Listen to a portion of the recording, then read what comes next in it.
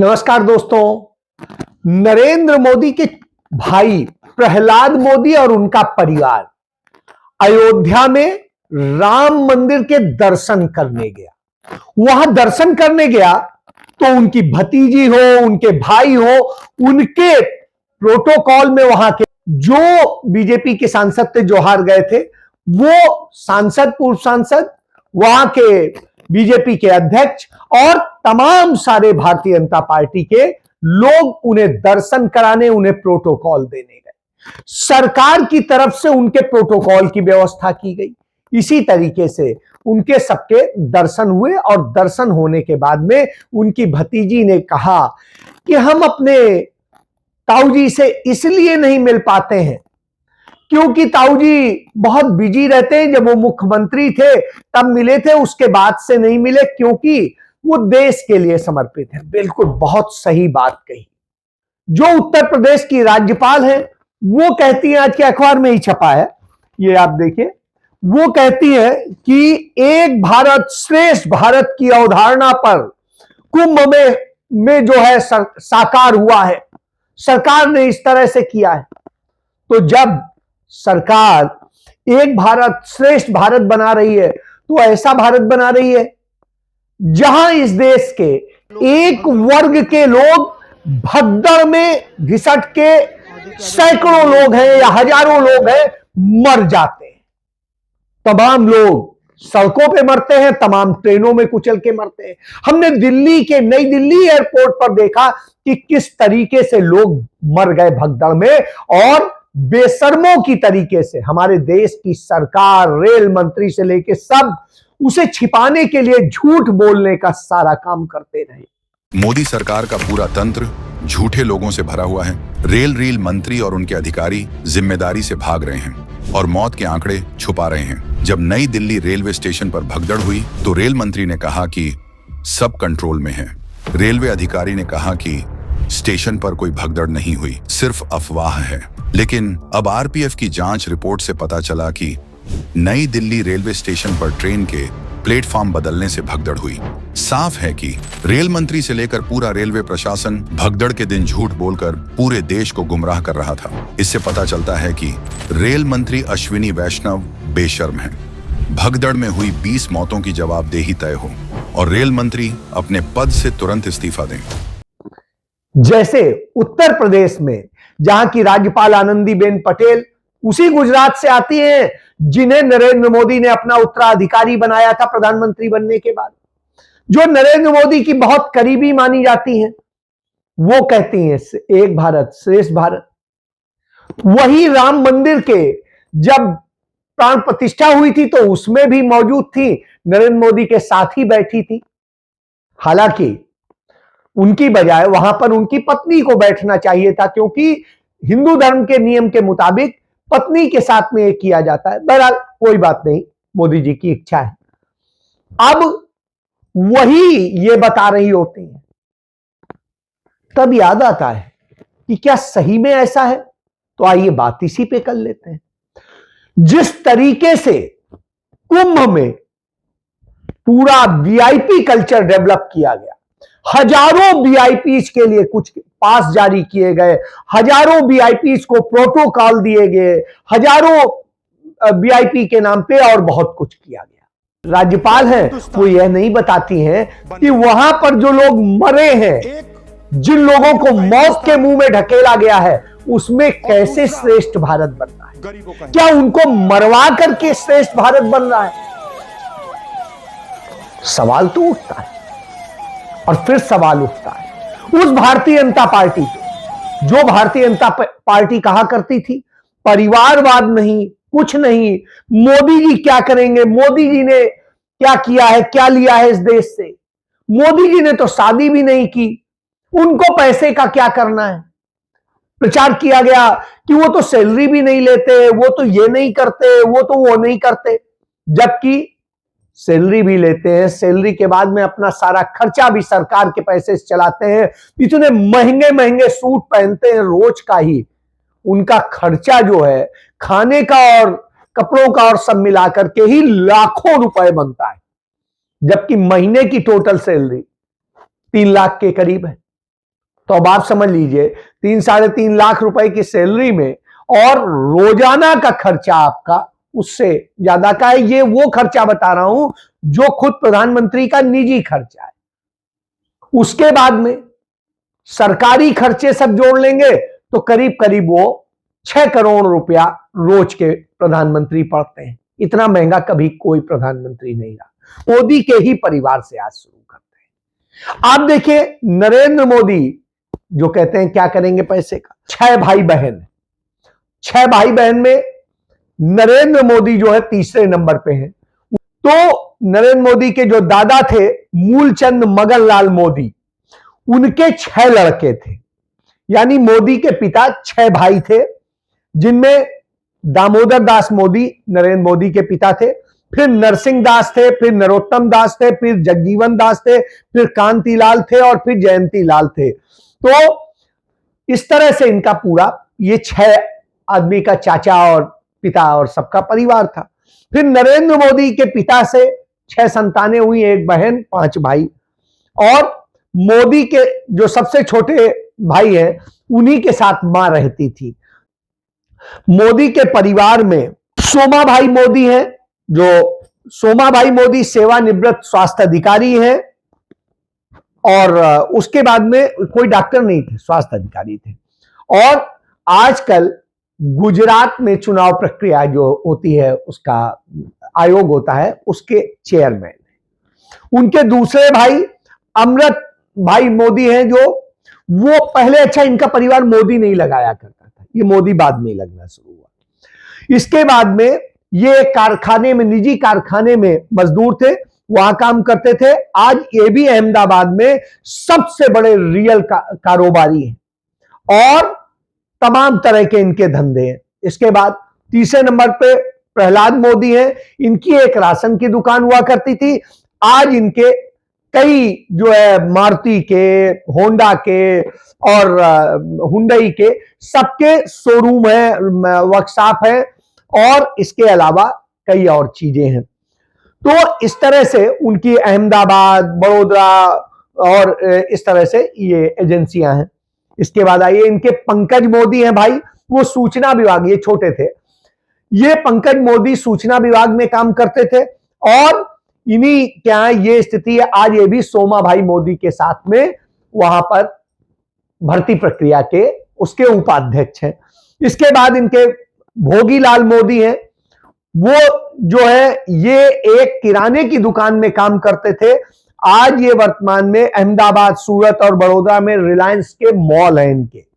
इसके बाद अरविंद मोदी हैं, जो स्क्रैप का व्यवसाय करते थे।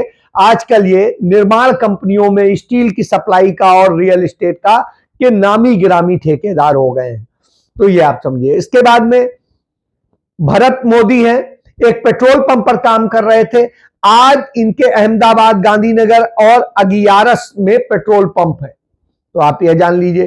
फिर अशोक मोदी हैं, इनका पतंग और किराने की दुकान थी और आज ये रिलायंस के भोगीलाल मोदी के साथ साझीदार हैं। इसके बाद में चंद्रकांत मोदी, ये गौशाला में काम किया करते थे। आजकल अहमदाबाद, गांधीनगर में 9 बड़े शानदार डेयरी उत्पाद के केंद्र हैं इनके पास, तो यह इनको मिल गया है। रमेश मोदी हैं, जो एक शिक्षक के रूप में काम कर रहे थे।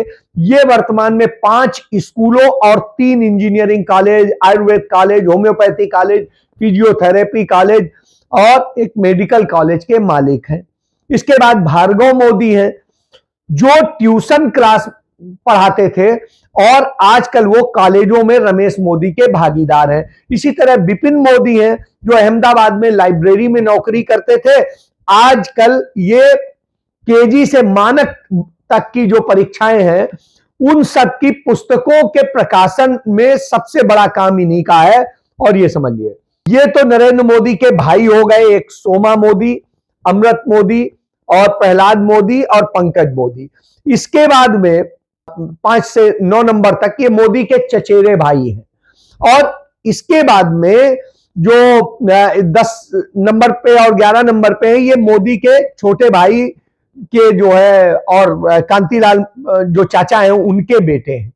तो अब आप समझ सकते हैं कि इस तरह से मोदी का परिवार इतना रिच हो गया। तो इसीलिए जब आपको यह समझाया जाता है मोदी जी ने अपने परिवार को क्या किया और क्या नहीं किया, तो यह समझ लीजिए जब उनके परिवार के ये सदस्य कहीं जाते हैं तो इसी तरह होता है। प्रहलाद मोदी जब 2014 के पहले 2013 में मेरे पास भी घर मिलने आए थे और आए थे नरेंद्र मोदी के लिए कि आप उनकी वाराणसी में मदद कराइए, क्योंकि दो धर्मगुरु और दो बड़े लोग वहां के जो बड़े भारी वोट बैंक पे प्रभाव रखते हैं वो मेरे कहीं बड़े क्लोज थे कि उनसे आप मदद करा दीजिए। फिर अमित शाह ने मुझे फोन किया, अमित शाह वहां गए तो चलिए मिलवाने की बात कह रहे थे, मैंने मिलवा दिया। अब उसके बाद में इन्होंने क्या क्या खेल किया आपके सामने है, तो अब आप जान लीजिए यह इनका सत्य है। इसके बाद आता हूं कि जिस तरह से ये परिवारवाद और सबकी बात करते हैं, भ्रष्टाचार की बात करते हैं, तो अभी रिपोर्ट आई ट्रांसपेरेंसी इंटरनेशनल की और उस रिपोर्ट में साफ आ गया कि भारत दुनिया के सबसे करप्ट देशों में लगातार बढ़ रहा है। मोदी सरकार में साल दर साल जब भारत इतना करप्ट हो रहा तो पैसा जा कहां है? नरेंद्र मोदी असल में यह पैसा आरएसएस बीजेपी से फेल है और इसी का उदाहरण है कि किस तरीके से आरएसएस ने 150 करोड़ रुपए से अधिक का, नंबर एक में 150 करोड़ है, उसके बाद में क्या क्या है भगवान जाने। दिल्ली के सबसे महंगे इलाके में 3 बिल्डिंगें बनाई हैं आरएसएस की, एक उस पे और आलीशान बिल्डिंगें 12-12 मंजिल है, उनमें क्या लग्जरी नहीं है आप सोच सकते हैं। तो वो 7 स्टार में अब आरएसएस के प्रचारक रहेंगे और वो काम करेंगे। ये वही लोग हैं जो कहते थे हमारे प्रचारक संत की तरह होते हैं। तो आप इनके चरित्र को जान लीजिए और पैसा कहां से आ रहा है, जो रजिस्टर्ड भी नहीं है संगठन, उसमें इतना पैसा कहां से आ रहा है, समझ लीजिए। इसके बाद भारतीय जनता पार्टी अपना कार्यालय 7 स्टार ऑलरेडी बनाई चुकी है, नरेंद्र मोदी के आने के बाद ही हुआ, और उसके बाद में देश के 600 जिलों में इनके जिला कार्यालय बन चुके। इन्होंने देश के लिए तो कुछ नहीं किया है, देश को इन्होंने संकटों में ढकेला है, देश को दिया कुछ नहीं है, देश से लिया सब कुछ है। लेकिन जिस गांधी नेहरू परिवार के लिए तमाम गालियां देते हैं, तमाम कुछ कहते हैं, उस परिवार ने सिर्फ इस देश को दिया है। देश की आजादी के पहले अपना घर दे दिया, अपनी जमीनें दे दी, अपना पैसा दे दिया, अपने जेवर जायदाद सब कुछ दे दिया। इंदिरा गांधी ने अपना मंगलसूत्र तक दे दिया और इस देश के लिए 11 लोगों ने इस परिवार के शहादत भी दे दी, जिनके पास अपना एक घर तक नहीं, क्योंकि उन्होंने सब कुछ इस देश को दे दिया। देश की सबसे महंगी इमारतें हो, जमीनें हो, संपत्तियां हो, इन देश को दे दी। आज के यदि दौर में उसका आकलन करेंगे मूल्य का, तो वो करीब 100 लाख करोड़ रुपए की संपत्ति उन्होंने इस देश को दे दी। 100 लाख करोड़, भारत के बजट से ज्यादा। और इस देश को बनाने के लिए अपने तमाम रिश्तेदारों नातेदारों का से ही नहीं, देश के तमाम सारे अपने लोगों, मित्रों, कांग्रेस के कार्यकर्ताओं और पदाधिकारियों से भी इस देश को दान दिलवाया। चाहे एम्स की आप इमारत देख लीजिए, रानी अमृत कौर से उन्होंने वह जमीन और सब कुछ दान दिलवाया था, इसी तरीके से किसी और से। तो वह लोग हैं, वह गांधी नेहरू परिवार था। लेकिन आज का मोदी का परिवार हो, आरएसएस का परिवार हो, बीजेपी का परिवार हो, वो सिर्फ लूटने का काम करता है, प्रोटोकॉल के नाम पे वीआईपी कल्चर में जीता है। और जिन्होंने ये किया हो उनसे आप उम्मीद करें कि वो देश के लिए कुछ करेंगे, तो शायद आप गलतफहमी का शिकार हैं। ये वीआईपी कल्चर में ही जिएंगे। इनका एक भारत श्रेष्ठ भारत असल में देश को बर्बाद करने के लिए है। और इसका सबसे बड़ा प्रमाण मिलता है कि नेहरू ने जिस समय देश आजाद हुआ या देश निरक्षरता में था, इस देश में साक्षरता की जो स्थिति थी वो यह हालत थी कि इस देश का 98% लोग जो हैं निरक्षर थे, अनपढ़ थे। नेहरू ने पेड़ों के नीचे शुरू करवाए स्कूल, तमाम पेड़ों की छाया में पढ़ के बच्चे बड़े हुए, पढ़े, और तमाम इंस्टीट्यूट धीरे धीरे बिल्डिंगें बनी और चीजें बनी, और बनते बनते स्कूल कॉलेज सब बन के तैयार हुए। आज उन स्कूल कॉलेजों को इतना बर्बाद कर दिया है कि उत्तर प्रदेश का मुख्यमंत्री खुद विधानसभा में स्वीकार करता है कि ग्रामीण स्कूलों की दशा कितनी बद से बदतर है। चरित्र ही इतना दोहरा हो चुका है, इतना दोहरा हो चुका है कि अपने बच्चों को भेजेंगे इंग्लिश पब्लिक स्कूल में और दूसरों के बच्चों को बोलेंगे कि एक गांव के उस विद्यालय में पढ़े जहां संसाधन भी नहीं है। ये दोहरा आचरण और जाकी रही भावना जैसी प्रभु मूर्ति देखी दिन तैसी, यह तो आचरण आप लोगों का है। अपने बच्चों को ये लोग पढ़ाएंगे इंग्लिश स्कूलों में और दूसरे के बच्चे के लिए अगर वो सुविधा सरकार देना चाहते हो कहते नहीं उर्दू पढ़ाओ इसको, यानी उसको मौलवी बनाना चाहते हैं, कठपुल्ला पर की ओर देश को ले जाना चाहते हैं। ये नहीं चल सकता है।